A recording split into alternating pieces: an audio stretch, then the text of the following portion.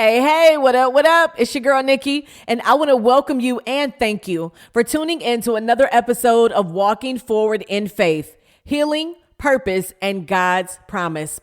So today we're going to get real about what happens when a job or even the people around you try to keep you small. Have you ever been in a place where instead of being encouraged to use your God-given gifts, you were told to tone it down? Where your creativity wasn't nurtured, your passion wasn't appreciated, and instead of pushing you to walk fully in your purpose, they just wanted you to quote unquote fit in. Listen, I've been there, and today I want to share a story with you. When I first took the morning show job at the Christian radio station, I was full of hope. I thought I was stepping into an environment where my gifts would be welcomed and where I could make a real impact.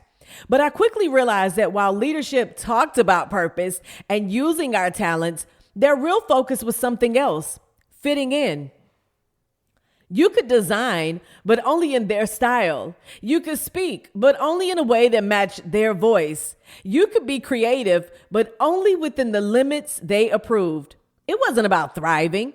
It was about conforming. Now, let me tell y'all, one of the moments that really opened my eyes was when I put together a community presentation, something powerful that could truly move the needle in the areas where kids and community needed us most.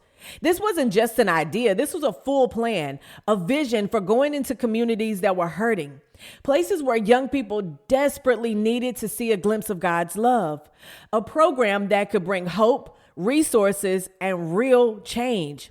So I presented it. I laid it all out. And do you know what I was told? Hold it until next year. Not because it wasn't a good idea, not because it wasn't needed, but because they wanted to wait. Next year, next time, let's do it later. But y'all, people need hope now. This can't wait. And in that moment, something in my spirit just knew this was a problem. They called it strategizing. I call it being lazy, because when you have the ability to help, when you have a chance to be the hands and feet of Jesus, but you choose not to because it doesn't fit neatly into a timeline, that's not strategy. That's an excuse. That's when I realized that this place wasn't about impact.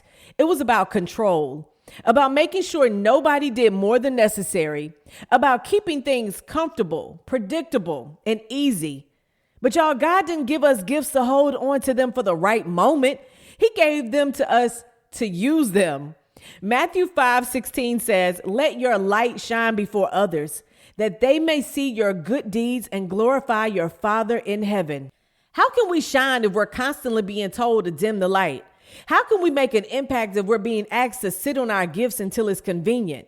God called us to be bold, to step out, to move when He says move. And in that place, I realized if they weren't going to let me use what God gave me, then I was in the wrong place. So if you're in a place where your gifts are being stifled, where your passion is being paused, let me tell you something. Don't wait for permission to walk in your calling.